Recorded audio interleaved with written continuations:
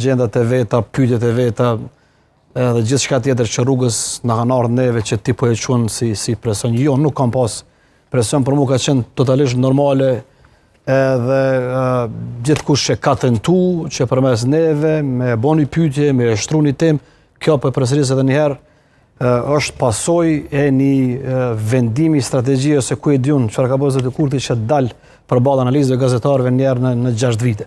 Sepse këtë se ka bërë, domethënë më herë, ka dalë intervista po jo në ballafaqime. E dyta, në një shoqëni polarizuese ose një skem polarizuese politike siç është Kosova, po ashtu s'kam prit që janë të kënaqur në gjitha palët nga performanca, po flas e jon.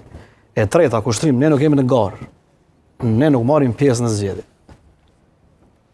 Ne nuk kërkojmë vota.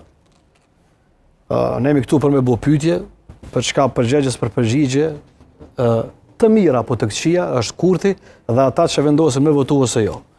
Dhe në këtë kuptim, në këto 3 segmente që i përmend, unë besoj që ne, si televizion, si studio, Shtallile si një koshir, por dhe si gazetar, ne kemi përfundu punën tonë. Tashti, a ka mujt diçka më tepër, a ka tema që s'kemi mujt me konsumu, natyrisht që ka.